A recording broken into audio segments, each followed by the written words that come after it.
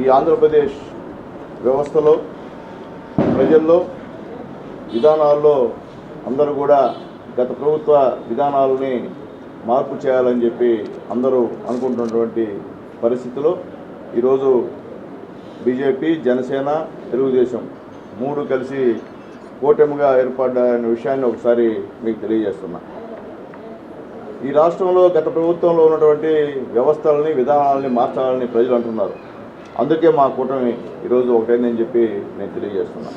ముఖ్యంగా గతంలో కూడా మీ ఎన్డీఏ కూటమిలో అందరం కూడా భాగస్వాములుగా ఉన్నాం. ఎన్నో అభివృద్ధి కార్యక్రమం రాష్ట్రం కేంద్రం నుంచి రాష్ట్రానికి రావాల్సినటువంటి నిధుల్ని మేము తీసుకొని వచ్చి బ్రహ్మాండమైన అభివృద్ధి కార్యక్రమాలు ఈ రాష్ట్రంలో చేశాం. ఈరోజు 4 లైన్ ఉందంటే వాజ్పేయి గారు ఉన్నప్పుడు, ఆ రోజు చంద్రబాబు నాయుడు గారు ముఖ్యమంత్రిగా ఉన్నప్పుడు కేంద్ర ప్రభుత్వం, రాష్ట్ర ప్రభుత్వం సఖ్యతగా ఉన్నాయి కాబట్టి ఆ రోజు నిధులు ఇచ్చారని చెప్పి మేము తెలియజేస్తున్నాం. కాబట్టి ఈరోజు మా కలయిక మళ్ళీ చెప్తున్నాం, తెలుగుదేశం, జనసేన, బీజేపీ కలయిక సూపర్ డూపర్ బంపర్ హిట్ అని చెప్పి ప్రజలందరూ అంటున్నారు. మేమనే మాట కాదు, ప్రజలందరూ అంటున్నారు. దాన్ని తట్టుకోలేక ఈ కలయిక కాదు, వీళ్ళందరూ కూడా మనస్ఫూర్తిగా కలిసి లేరు అనేటువంటి భావం, అంటే వాళ్ళకి ఒక పిరికితనం వచ్చేసింది. ఇప్పుడే సోదరుడు మా కృషి చెప్పినట్టు వాళ్ళకి ఒక పిరికితనం వచ్చేసి వాళ్ళ ఇష్ట ప్రకారంగా మాట్లాడేటువంటి పరిస్థితులు ఈరోజు వాళ్ళు చేస్తున్నారని చెప్పి నేను తెలియజేస్తున్నాను. అట్లాగే ఈరోజు మా కలయిక రాబోయే రోజుల్లో ఈ రాష్ట్రం అభివృద్ధి చెందాలని, ఈ రాష్ట్రానికి రావాల్సిన నిధులు కేంద్ర ప్రభుత్వం ఇవ్వాలని చెప్పి, ఈ రాష్ట్రంలో ఆగిపోయినటువంటి ప్రాజెక్టులకి కేంద్ర ప్రభుత్వం నిధులు ఇవ్వాలని చెప్పి మేమందరం కూడా కలిసి ఈరోజు పోటీ చేస్తున్నామని చెప్పి తెలియజేస్తున్నాం. ఈ యొక్క కలయిక ఒక దుర్మార్గుడి మీద పోరాటం. ఎందువలంటే ఈ రాష్ట్రంలో ఈరోజు ఎవరిని వదల్లా, అందరినీ ఇబ్బందులు పెట్టాడు. ప్రతి రంగం, ప్రతి ఒక్కరూ ఈరోజు తెలుగుదేశం పైన అసంతృప్తితో ఉన్నాడు. దాని నిదర్శనం ఈరోజు జరుగుతున్నటువంటి ప్రజాగలం కానివ్వండి, వైఎస్ఆర్సీపీ పైన అసంతృప్తితో ఉన్నటువంటి విషయాన్ని కట్టేయండి. ఈరోజు అదే వరుసలో ఉన్నారు వాళ్ళు, ఇంకా మేమేనటువంటి వరుసలో ఉన్నారు. కాబట్టి తగ్గించుకోమని చెప్పి నేను వాళ్ళకి తెలియజేస్తున్నా. ఎందుకంటే ఆల్రెడీ సర్వేలన్నీ చెప్తున్నాయి, ఎవరు గెలుస్తారో ఎవరు ఓడిపోతారో కూడా ప్రతి సర్వే కూడా చెప్తుంది. ఇంకా కూడా మీరు మీ సొంత మాట మాట్లాడితే ఎవరు నమ్మేదట్లేరని చెప్పి మీకు తెలియజేస్తూ, మీరు ఒక్కసారి మళ్ళీ చెప్తున్నా, ఒక్కసారి ఎవరు రాక్షసులు, ఎవరి కోసం మీరు వరప్రసాద్ గారితో ఆ రోజు విభేదించారు, దేనికోసం విభేదించారు, మళ్ళీ దేనికోసం ఆయనతో దగ్గరయ్యారు, మళ్ళీ ఆయన్ని ఇంద్రుడు చంద్రుడు అని చెప్పి ఈరోజు మళ్ళీ ఆయన రాక్షసులు అంటున్నారంటే అంతకన్నా అవమానకర పరిస్థితి అని చెప్పి నేను తెలియజేస్తున్నా. కాబట్టి అలాంటి రాక్షసుడు, అలాంటి మాటలు పక్కన పెట్టి ఎలక్షన్ బరిలో దిగేవాట ఆల్రెడీ తెలుసుకుందాం, ప్రజల్లోకి పోదాం. ప్రజలు ఏ నిర్ణయం వస్తే దానికి మనం కట్టుబడి ఉన్నాం తప్ప వ్యక్తిగత ఆరోపణలు చేసి నీపైన నాపైన నువ్వు, నీపైన నేను చేసుకోవడం ఇది ప్రజాస్వామ్యబద్ధంగా సంస్కృతి కాదు, మంచి సంస్కృతి కాదని చెప్పి మేము తెలియజేస్తున్నాం. మీకు నిజంగా దమ్ము ధైర్యం ఉంటే రాండి, జనాల్లో పోదాం. మీ పార్టీ విధానాలు మీరు చెప్పండి, మా 3 పార్టీ విధానాలు మేము చెప్తాం. ప్రజలు ఏ పార్టీ విధానం వస్తే ఆ పార్టీకి ఓటేస్తారు. అప్పుడు గెలిపోవడం తర్వాత నిజంగా ప్రజలు ఎవరికి తీర్పిస్తారో ఆ రోజు మాట్లాడుకుందామని చెప్పి నేను తెలియజేస్తున్నాను. కానివ్వండి, అలాగే మోడీ గారి యొక్క బహిరంగ సభలు కానీ జనాలు లక్షల మంది వస్తున్నారంటే అది ఈ రాష్ట్ర ప్రభుత్వం మీద ఉన్నటువంటి వ్యతిరేకత నిదర్శనం అని చెప్పి మేమందరూ కూడా నేను తెలియజేస్తున్నా. అలాగే మీరు వైఎస్ఆర్ కాంగ్రెస్ పార్టీగా ఈ రాష్ట్రంలో అక్రమ మద్యాన్ని ప్రవేశపెట్టారు. అలాగే ఇది ఒక డ్రగ్స్ సెంటర్గా తయారు చేశారు. అలాగే ఎస్సీలని దాదాపు 8,000-9,000 మంది ఎస్సీల పైన దాదాపు మీరు ఎస్సీ ఎస్టీ కేసులు పెట్టించారు, అన్యాయంగా పెట్టించారు. మీ వల్ల 1,800 మంది ఎస్సీలు చనిపోయారు. కాబట్టి ఎస్సీలందరూ కూడా అర్థం చేసుకోమని చెప్పి ఎస్సీలని రిక్వెస్ట్ చేస్తున్నా.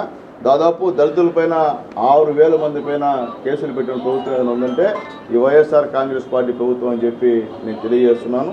అట్లాగే ముఖ్యంగా ఇక్కడ దాదాపు 1,850 మంది దళితుల్లో పొట్టన పెట్టుకున్న ప్రభుత్వం, హత్యకు గురేసిన ప్రభుత్వం ఏదంటే ఈ వైఎస్ఆర్ కాంగ్రెస్ పార్టీ ప్రభుత్వం అని చెప్పి నేను తెలియజేస్తున్నాను. సాక్షాత్తు ఒక ఎమ్మెల్సీ ఒక దళితుల్ని హత్య చేసి పార్సల్ చేసి ఇంటికి డైరెక్ట్గా పోస్ట్ చేసినటువంటి వ్యక్తి ఎవరు ఉన్నారంటే అది వైఎస్ఆర్సీపీ ఎమ్మెల్సీ అని తెలియజేస్తున్నా. ఇన్ని అరాచకాలు ఎస్సీలపై జరుగుతున్నా కానీ ఒక్కరోజు కూడా స్పందించిన ముఖ్యమంత్రి ఎవరు ఉన్నారంటే ఈ జగన్మోహన్ రెడ్డి గారు అని చెప్పి నేను తెలియజేస్తున్నా. అట్లాగే ఈరోజు ఈ రాష్ట్రంలో ఈ 3 పార్టీల కలయికతో మీకు వెన్నులో వణుకు మొదలైంది. ఏదేదో మాటలు మాట్లాడతారు. ఎందువల్లంటే సాక్షాత్తు చిన్నాన్ని చంపింది ఎవరో అందరికీ తెలుసు. అట్లాగే వివేకం సినిమా చూడండి, మీరు కూడా డౌన్లోడ్ చేసుకొని వాట్సాప్లో వదులుతున్నారు. దానిలో స్పష్టంగా ఎవరెవరిని చంపారో, ఎందువల్ల చంపారో, ఎవరు రాజకీయం కోసం చంపారో అన్నీ కూడా చెప్పేటువంటి కార్యక్రమం. మీరు చంపి మొన్న కడప మీటింగ్లో ఎవరు చంపారో ఆ దేవుడికి తెలుసు, ఈ ప్రజలకు తెలుసు అని మాట్లాడడం నిజంగా అంత అమాయకంగా ఉన్నారు ఆంధ్రప్రదేశ్ ప్రజలు అని చెప్పి నేను ఒకసారి అడుగుతున్నా. అట్లాగే మేము రేపు తెలుగుదేశం పార్టీ అధికారం వస్తే అన్నా క్యాంటీన్లన్నీ కూడా మళ్ళీ ప్రారంభిస్తామని చెప్పి నేను తెలియజేస్తున్నా. అట్లాగే అక్రమ మద్యాన్ని, నకిలీ మద్యాన్ని మొత్తం కూడా తీసేసి మంచి మద్యాన్ని ఇస్తామని చెప్పి మేము తెలియజేస్తున్నాం. అట్లాగే ముఖ్యంగా ప్రతి కుటుంబ అభివృద్ధికి ముఖ్యమంత్రిగా ఉన్నటువంటి చంద్రబాబు నాయుడు గారు కాబోయే ముఖ్యమంత్రి 20 అంశాలతో ఒక విజన్ డాక్యుమెంట్ని తయారు చేసిన విషయాన్ని కూడా తెలియజేస్తున్నాను. ఆ విజన్ డాక్యుమెంట్లో ఖచ్చితంగా ప్రధానమంత్రి మోడీ గారి ఆలోచనలు, ఇక్కడ రాష్ట్రంలో మా పవన్ కళ్యాణ్ గారి ఆలోచనతో ఆ విజన్ డాక్యుమెంటరీ ఏర్పడుతుంది. ఆ విజన్ డాక్యుమెంటరీ ద్వారా పేద ప్రజలందరినీ కూడా కోటేశ్వరుని లక్షాధికారులు చేసేటువంటి ప్రణాళికలు కూడా ఆ విజన్ డాక్యుమెంట్ ఉన్నాయని చెప్పి నేను తెలియజేస్తున్నాను. ఈ ముఖ్యమంత్రికి ఒక విజన్ లేదు, ఒక డాక్యుమెంట్ లేదు. వీళ్ళు చేసినంతా బూతులు మారడం, 10 అబద్ధాలు చెప్పడం, ఈ పార్టీ నాయకులందరూ కూడా బూతులు మారేటట్టు ప్రేరేపించడం తప్ప ఇంకోటి లేదని చెప్పి నేను తెలియజేస్తున్నాను. ఈ రాష్ట్రంలో యువతని భయంకరంగా మోసం చేసినటువంటి వ్యక్తి ఈ యొక్క జగన్మోహన్ రెడ్డి గారిని చెప్పి నేను తెలియజేస్తున్నాను. యువతకి ఉద్యోగాలు ఇస్తున్నారు, యువతకి మెగా డిఎస్సీ అన్నారు.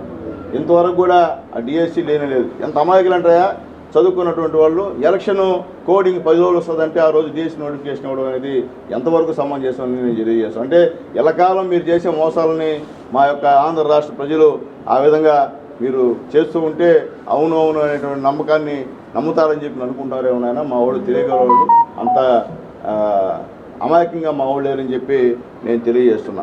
అట్లాగే ఈరోజు జగన్మోహన్ రెడ్డి గారు ఈ రాష్ట్రాన్ని అప్పులు పాలు చేసి 1వ తేదీకి కూడా జీతాలకి, ఉద్యోగస్తులకి జీతాలు ఇవ్వలేని పరిస్థితుల్లో ఈరోజు ఈ గవర్నమెంట్ తెలియజేస్తున్నారు. రేపు తెలుగుదేశం పార్టీ, బీజేపీ, జనసేన అధికారంలోకి వస్తే ప్రతి నెల ఉద్యోగస్తులకి 1వ తారీఖు కల్లా జీతం ఇస్తామని చెప్పి మేము తెలియజేస్తున్నాం. అట్లాగే ముసలి వాళ్ళకి పెన్షన్ అంటే పెన్షన్ ఈరోజు వాళ్ళు వాలంటీర్లు ఏదో గెలవడం చెప్తున్నారు. వాళ్ళని తెలుగుదేశం పార్టీ ఆపేసింది. ఏమయ్యా ప్రజలారా, 200 రూపాయల పెన్షన్ 2000 చేసినటువంటి మనిషి ఎవరో మీకు తెలియదా? అసలు పెన్షన్ విధానాన్ని ఈ రాష్ట్రానికి ప్రవేశపెట్టిన వ్యక్తి నందమూరి తారక రామారావు గారు. 35 రూపాయల పెన్షన్తో మొట్టమొదట పెన్షన్ పెట్టిన వ్యక్తి నందమూరి తారక రామారావు గారు. తర్వాత 200 పెన్షన్ని 2000 చేసినటువంటి మంచి మనిషి నారా చంద్రబాబు నాయుడు గారు. అట్లాగే మేము గెలిచిన తర్వాత 3000 చేస్తానని చెప్పి ఈ 5 సంవత్సరాల దాకా సాగదీసి ఈ నెలలో 3000 చేసాం. మేము చెప్తున్నాం, రేపు మా ముగ్గురు, మా ఎన్డీఏ కూటమి మేము మీరు అధికారంలోకి వచ్చే ఖాయం. ఖచ్చితంగా 4000 రూపాయల పెన్షన్, అందరికీ 4000 రూపాయల పెన్షన్ ఇచ్చేటువంటి బాధ్యతని ఈ యొక్క కూటమి తీసుకుంటుందని చెప్పి నేను తెలియజేస్తున్నా. 1వ తేదీ కల్లా మీ ఇంటికి వచ్చి అక్కడ ఉన్నటువంటి ఉద్యోగులు మీకు ఇస్తారని చెప్పి నేను తెలియజేస్తున్నా. ఉద్యోగులే కాదు, వాలంటీర్లు ఇస్తారు. మేము వాలంటీర్లు తీయేస్తా ఉన్నాం. మేము వాలంటీర్లు తీయనైనా నేను ఉదయం కూడా చెప్పా, వాలంటీర్లు మేము తీసే సమస్య లేదు. మేము చెప్పేది ఏంటంటే వాలంటీర్లు బాగా చదువుకున్నట్టు, BA చేశారు, MA చేశారు, MBA చేశారు. మీరు మంచి ఎడ్యుకేషన్ ఉన్నటువంటి వాళ్ళ దగ్గర ఈరోజు వాళ్ళని బలవంతం పెట్టి వాళ్ళని మీ యొక్క కడపత్రాలుగా వాడుకొని ఇంటింటి తిరిగి పార్టీ ప్రచారం చేయమంటే ఎంతవరకు సమంజసం తెలియజేస్తుంది. మీ గవర్నమెంట్లో ఎంతోమంది వాలంటీర్లు ఆత్మహత్య చేసుకొని చనిపోయిన విషయాన్ని కూడా ఒకసారి నేను గుర్తు చేస్తున్నాను. మేము చెప్తున్నాం, వాలంటీర్లకి మా 3 పార్టీలు భరోసా ఇస్తుంది. మేము మీ యొక్క గౌరవ వేతనం 10,000 రూపాయలు చేస్తాం. మిమ్మల్ని ఎవరిని తీము. మేము చెప్పేది ఒకటి, మీరున్నట్టు వాలంటీర్లు డాక్టర్ బాబాసాహెబ్ అంబేద్కర్ రాసిన రాజ్యాంగం ప్రకారం వేయించమని చెప్పి రిక్వెస్ట్ చేస్తున్నాం. అంతేగాని మీరు రాజారెడ్డి రాజ్యాంగం లాగా ఇప్పుడు జరిగినటువంటి ఈ ఎలక్షన్ కోడ్ రాకముందు వరకు జరిగినటువంటి పరిస్థితులాగా మీరు వ్యవహరిస్తే ఎవరు ఒప్పుకోరని చెప్పి నేను తెలియజేస్తున్నాను. ఖచ్చితంగా వాలంటీర్లు, మంచి వాలంటీర్లు కూడా తెలుగుదేశం పార్టీ గుర్తింపిస్తుంది. వాళ్ళ యొక్క ఉద్యోగాలకి భరోసా ఇస్తుందని చెప్పి కూడా మేము తెలియజేస్తున్నాం. అట్లాగే గవర్నమెంట్ తెలుగుదేశం పార్టీ 3 పార్టీలు వచ్చిన తర్వాత ఖచ్చితంగా ఇంకా కూడా గవర్నమెంట్ నుంచి ఏమేమి రావాలో అవన్నీ కూడా వాలంటీర్లకి ఇస్తామని చెప్పి మేము భరోసా ఇస్తున్నాం. అలాగే ముఖ్యంగా ఈరోజు ఈ యొక్క కూటమిని చూసి మొత్తం అదిరిపోతున్నారు. వాళ్ళు నోటికి వచ్చినట్టు అవాకులు చవాకులు పెట్టినటువంటి కార్యక్రమం అని చెప్పి నేను తెలియజేస్తున్నాం. అట్లాగే ఈ ప్రభుత్వం వచ్చి దాదాపు 7 సార్లు విద్యుత్ ఛార్జీలు పెంచిన విషయాన్ని కూడా ఒకసారి గుర్తు చేస్తున్నాం. మేము రేపు గెలిస్తే ఒక్క పైసా కూడా విద్యుత్ ఛార్జీ పెంచమని చెప్పి మేము తెలియజేస్తున్నాం. అట్లాగే బస్ ఛార్జీలు కూడా దాదాపు 4 సార్లు పెంచిన గవర్నమెంట్ ఉంటే ఇది వైఎస్ఆర్సీపీ గవర్నమెంట్ తెలియజేస్తున్నాం. రేపు మేము వచ్చిన తర్వాత ఉచిత బస్సు, డబ్బులు కాదు కదా, టికెట్ కాదు కదా, ఉచిత బస్సు ఇచ్చేటువంటి కార్యక్రమాన్ని మేము చేస్తామని చెప్పి మేము తెలియజేస్తున్నాం. అట్లాగే ఆల్రెడీ సూపర్ 6 పథకాలని మా ముగ్గురు ఆ రోజు జనసేన నాయకులు అలాగే మా బీజేపీ నాయకత్వం చంద్రబాబు నాయుడు కలిసి ప్రకటించారు. ఖచ్చితంగా సూపర్ 6 ఖచ్చితంగా గెలిచినటువంటి 1-2 నెలల నుంచి ఆ యొక్క సంక్షేమ పథకాలను కూడా ప్రాతిపదిక చేయే విధంగా మేము సహకరిస్తాం. అలాగే బీసీలకి 50 సంవత్సరాలకే పెన్షన్ ఇచ్చే విధానాన్ని కూడా మేము తెలియజేస్తున్నాం. మళ్ళీ అవ్వలకి తాతలకి అందరికీ చెప్తున్నాం, 4,000 రూపాయల పెన్షన్ చంద్రబాబు నాయుడు గారు గెలిచిన మస్ట్ నెలే మీ అందరూ కూడా 4,000 రూపాయల పెన్షన్ ఇచ్చేటువంటి పరిస్థితి ఉంటుందని చెప్పి మేము తెలియజేస్తున్నాం. కాబట్టి ఈ వైఎస్ఆర్సీపీ చెప్పేటువంటి మాటలు మీరు నమ్మొద్దని చెప్పి మేము తెలియజేస్తాం. ఇది కుట్రంట, నాకు అర్థం కావట్లే. అంటే మీరు ఈ 4 సంవత్సరాలు 9 నెలలు ఏ విధంగా ఈ రాష్ట్రాన్ని అన్యాయం చేశారో, ఏ విధంగా రాక్షసులా ఈ రాష్ట్రాన్ని దోచుకున్నారో అదే కన్ను చేయాలనుకున్నారా ఎలక్షన్ కోడ్ వచ్చినా కానీ? అంటే రాజ్యాంగం లేదు ఎక్కడ? అంటే మీకు అట్టకాని చేసే మాత్రం ఇది బ్రహ్మాండంగా ఉంది రాజ్యాంగం అంటారు, లేకపోతే మాత్రం ఇదంతా రాక్షస పాలన, ఈ తెలుగుదేశం పార్టీ ముగ్గురు కుమ్మక్కే చేస్తున్నారని చెప్పి మీరు ప్రచారం మొదలు పెడతారు. ఏమయ్యా అన్యాయం కదా? ఎలక్షన్ కోడ్ వచ్చిన తర్వాత కూడా మీరు ఈ విధంగా వాలంటీర్ ఉపయోగించుకోవడం మంచి పద్ధతి నేను తెలియజేస్తున్నాను. మేము చెప్పేది ఒకటే, అంబేద్కర్ గారి రాజ్యాంగం ప్రకారం నడపండి రాష్ట్రాన్ని అంటుంటే మేము లేదు రెడ్డి గారి రాజ్యాంగం ప్రకారం మేము నడిపిస్తాము అనేది ఎంతవరకు సమంజసం తెలియజేస్తున్నాం. అట్లాగే మొదటి తెలియజేస్తున్నాం, రేపు గవర్నమెంట్ వచ్చిన తర్వాత అందరికీ 1వ తేదీ కల్లా మీ ఇళ్ళకి ముందు వచ్చి ఇదే వాలంటీర్లు మీకు పెన్షన్ ఇచ్చే విధంగా మేము చూస్తామని చెప్పి మీ అందరికీ తెలియజేస్తున్నాం. అట్లాగే ముఖ్యంగా ఈరోజు ఈ యొక్క జనసేన తెలుగుదేశం పార్టీ ఉమ్మడి అభ్యర్థులం గూడూరు కాన్స్టిట్యున్సీ నుంచి నేను ఎమ్మెల్యేగా నిలబడుతున్నాను. సైకిల్ గుర్తు మీద ఓట్లేమని అడుగుతున్నాం. అలాగే ఎంపీ అభ్యర్థిగా వరప్రసాద్ గారు నిలబడుతున్నారు, కమలం గుర్తు బీజేపీ అభ్యర్థిగా నిలబడుతున్నారు. జనసేన 3 కలిసి నేను మా ఎంపీ గారిని గెలిపించమని చెప్పి మేము రిక్వెస్ట్ చేస్తున్నాం. అలాగే ఈరోజు ఒక ఆయన ఎవరో రాక్షసుడికి తోడు రాక్షసుడు తయారయ్యాట. మీరు వరప్రసాద్ గారు రాక్షసుడు అయితే 5 సంవత్సరాలు ఏ పార్టీ వాడు వరప్రసాద్ గారు అని చెప్పి నేను అడుగుతున్నా. చెప్పేది ఒక రాక్షసుడు అంటే ఏ విధంగా ఉండాలో మీ ముందు నేర్చుకోవాలా. రాక్షసత్వం అంటే మీ వైఎస్ఆర్సీపీ నాయకులు గ్రావెలు, ఇసుక, క్వారీ మొత్తాన్ని దోచుకుంది మీరు, మేం కాదు. రాక్షసులు ఆ విధంగా ఉంటారు. పేద ప్రజలు భూమి మీద పడి మీ ఇష్ట ప్రకారం లేఅవుట్లు వేసుకుంది మీరు, మేం కాదు. ఎక్కడ పేదవాడిని భూమి ఉన్నా కానీ వాళ్ళని తరిమేసి మీ పేరు మీద పట్టాలు చేసుకుంది మీరని చెప్పి నేను తెలియజేస్తున్నా. కాబట్టి మీరు రాక్షసులా, మేము రాక్షసులా? పేద ప్రజలకి మద్యం, కల్తీ మద్యాన్ని ఇచ్చి అక్రమంగా చంపేసింది మీరా మేమా అని అడుగుతున్నా. రాక్షసులు మీరా మేమా? పేదవాడిని చంపేసిన మీరా మేమా? పేదవాడిపైన పన్నుల భారం వేసినటువంటి మీరా మేమా రాక్షసులు తెలియజేస్తున్నా. ముఖ్యంగా ఈ గూడూరు నియోజకవర్గంలో 7 రోజులు నీళ్ళు లేకపోతే దిక్కు ముక్కలేక అల్లాడుతుంటే ఈరోజు కూడా మీరు రెట్టిఫై చేయకుండా ప్రభుత్వం సంబంధించిన మీరా మేమా రాక్షసులు అని తెలియజేస్తున్నా.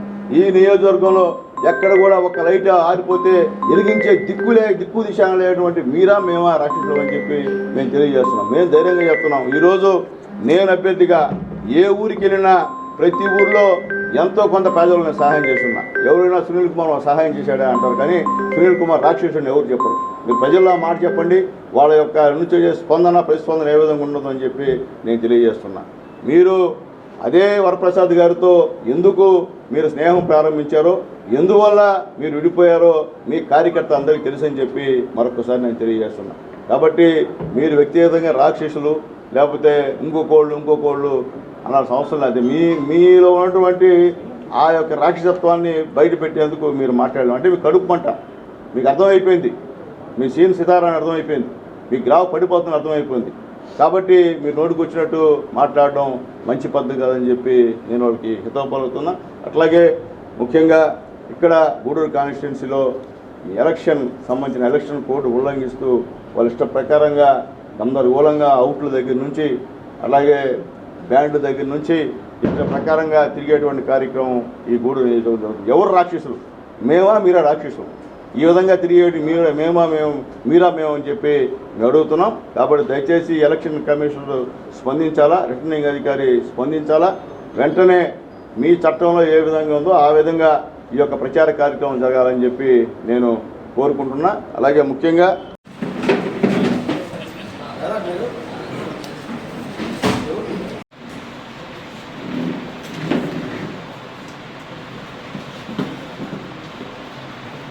మరిన్ని వీడియోస్ కోసం ఛానల్ ని సబ్స్క్రైబ్ చేయండి. లేటెస్ట్ అప్డేట్స్ కోసం వాట్సాప్ ఛానల్ ని ఫాలో చేయండి. అండ్ లింక్ డిస్క్రిప్షన్ లో ఉంది.